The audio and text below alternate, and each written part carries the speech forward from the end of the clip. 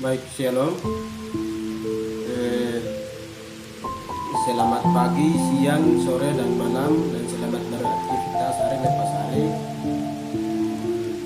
Suatu hari ini kita bertemu untuk menjelaskan suatu kumpulan-kumpulan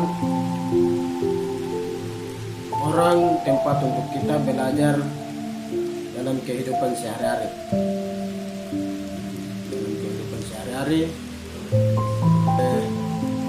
Papua adalah suatu bangsa dengan identitas sering berkumpulnya masyarakat satu dengan yang lain. Hal tersebut menjadi salah satu aktivitas yang banyak disukai untuk semua orang dari yang muda hingga yang tua. Dari kegiatan bermain, nongkrong, gosip, sampai melakukan kegiatan bermanfaat.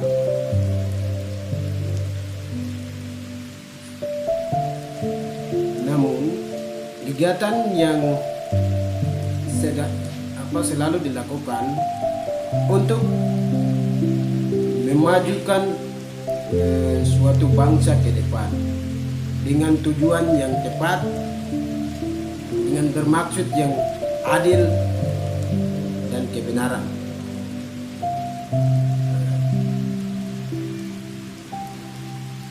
Berkumpul dan melakukan kegiatan organisasi.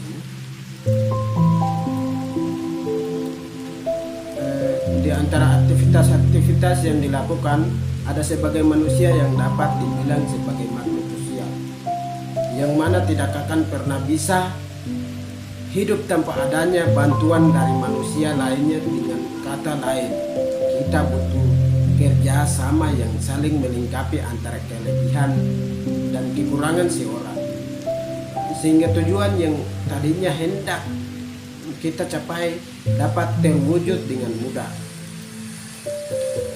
Karena di dalam organisasi terdiri dari sekelompok orang yang memiliki tujuan sejarah, umum saling mengakrabkan diri, menjalin silaturahmi, namun sembari melakukan kegiatan dan aktivitas antara sesama anggotanya. Seperti contoh, Anda bisa melakukan pertemuan sesama anggota organisasi untuk membahas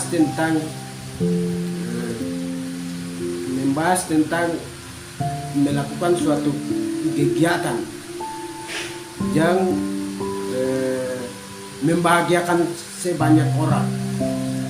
Jadi secara umum organisasi merupakan suatu kelompok orang yang berkumpul dan bekerja sama untuk suatu tujuan.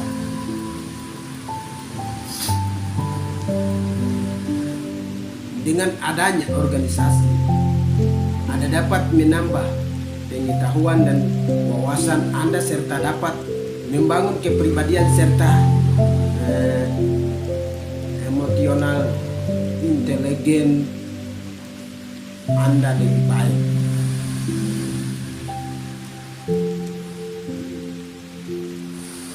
Ada beragam definisi dan pengertian organisasi lebih mendalam yang dikemukakan para ahli filosofi. Namun sebenarnya sebelum pengertian tersebut memiliki satu tujuan penjelasan. Menurut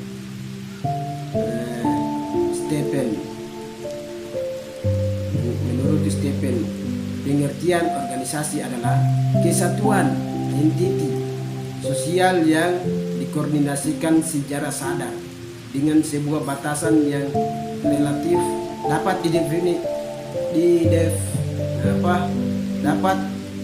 identifikasi, yang bekerja atas yang relatif terus-menerus untuk mencapai suatu tujuan bersama untuk sekelompok tujuan. Adapun tujuannya secara umum yaitu sebagai wadah bersama-sama mencapai tujuan keuntungan yang bermanfaat secara bersama-sama, sebagai tempat untuk melatih dan menambah pengetahuan, pergaulan, kemandirian, serta sumber daya yang dimiliki. Lebih mengutamakan kebersamaan. Di dalam sebuah organisasi pastinya Anda akan lebih dituntut untuk lebih mementingkan kebersamaan, karena di dalamnya selalu menyangkut dengan orang banyak yang dimana kita harus bekerja sama dengan anggota lainnya dan tidak dapat membebankan hanya pada satu orang saja. Jadi setiap anggotanya akan lebih termotivasi untuk saling bekerja sama supaya tujuan mereka cepat tercapai. Itu yang pertama. Yang kedua, mudah dalam menyelesaikan masalah. Tadi yang pertama, lebih mengutamakan kebersamaan. Yang kedua itu mudahnya dalam menyelesaikan masalah. Itu poin kedua. Masalah adalah hal yang tidak akan pernah bisa kita hindari, namun bisa bahkan harus kita atasi. Di dalam sebuah organisasi itu, masalah adalah lumrah untuk diperbincangkan, dikarenakan setiap anggota itu mempunyai pendapat dan karakter yang berbeda. Namun disinilah peranan penting sebuah organisasi, di mana masalah yang timbul itu tidak akan dibebankan atau diputuskan oleh salah satu anggota saja, tapi seluruh anggota harus ikut aktif dalam memecahkan masalah tersebut. Dan yang ketiga, mengajarkan atau membudayakan jiwa kepemimpinan untuk ke depan. Sejatinya Tuhan sudah menganugerahkan jiwa kepemimpinan manusia itu sendiri sejak mereka lahir. Bukan dari kedua, ketiga, tidak. Bukan dari pertengahan, tapi sejak lahir. Namun tidak semua orang yang dapat menjadi seorang pemimpin. Hal ini karena kemampuan yang dimiliki oleh manusia itu berbeda. Di dalam sebuah organisasi Anda dapat melatih jiwa kepemimpinan Anda, karena di sini Anda diberi kesempatan untuk belajar dan berkembang, menciptakan inovasi dan kreatif, serta selalu berpikir positif. Dilatih menjadi lebih berani dalam mengambil keputusan dengan seksama dan tidak egois. Dan pada organisasi Anda juga akan dilatih bagaimana mengatur manajemen yang baik, serta bagaimana menerapkan fungsi manajemen. Yang keempat, menumbuhkan sikap disiplin dan etos kerja di dalam dirinya. Sikap disiplin itu sangat penting untuk semua orang, khususnya untuk para pekerja. Karena disiplin pekerja Anda dapat terorganisir dan dapat membawa dampak yang baik untuk lingkungan pekerjaan. Namun tidak semua orang yang dapat menerapkan sikap disiplin dan etos kerja yang baik, sehingga bisa menghambat mereka dalam berkarya. Dengan berorganisir,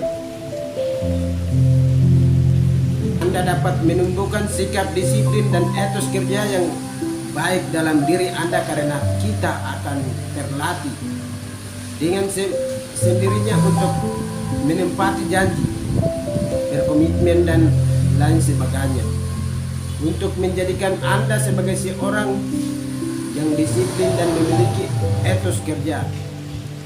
Di dalam sebuah organisasi juga perlu dan butuh standar operasional prosedur yang dapat dijadikan indikator untuk beberapa anggota dalam organisasi tersebut, apakah mereka sudah bertindak disiplin atau tidak.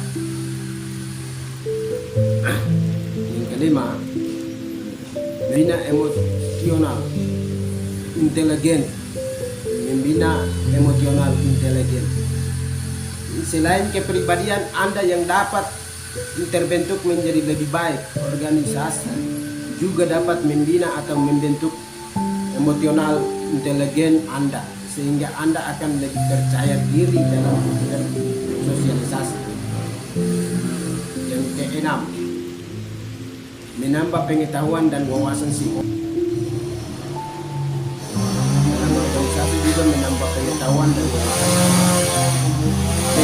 dan wawasan yang luas sangatlah penting untuk manusia sebagai makhluk sosial, baik untuk suatu argumen dalam berpendapat ataupun untuk berkomunikasi. Namun sayangnya terkadang manusia belum mempunyai pengetahuan dan wawasan yang cukup luas. Namun di dalam organisasi Anda akan selalu berintegrasi dengan sesama anggota lainnya atau bahkan para pengurus organisasi tersebut, yang menimbulkan bertambahnya pengetahuan dan wawasan Anda karena adanya saling bertukar informasi dan wawasan tersebut tadi. Setelah Anda mengetahui pengertian, tujuan dan manfaatnya berorganisasi, Anda bisa menjadikan organisasi sebagai wadah untuk bersosialisasi dan menjalin silaturahmi. Nah, perlu diketahui bahwa organisasi juga bisa dijadikan sebagai sarana untuk belajar tentang mengelola keuangan yang efektif, yang baik.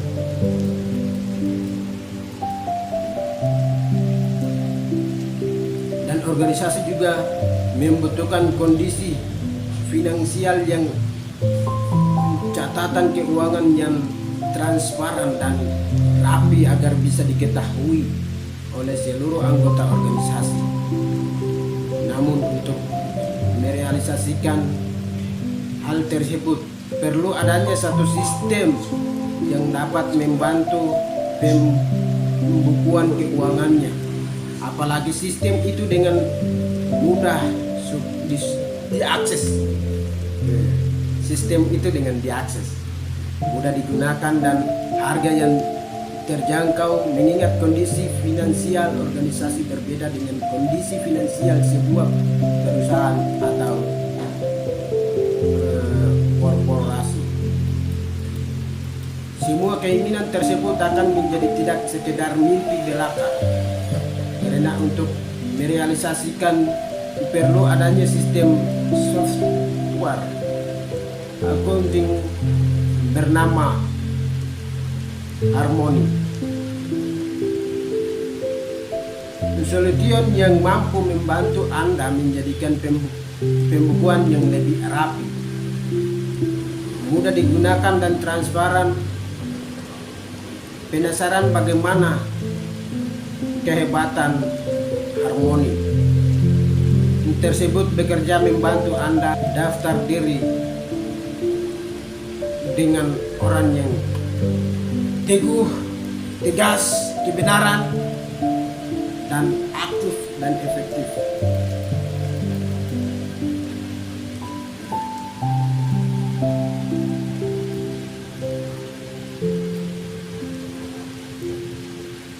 Mungkin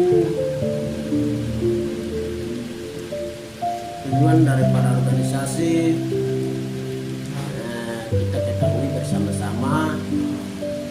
Apabila dalam kesalahan kata mohon dimaafkan, dan saya atas nama Inana Bitagi dari Papua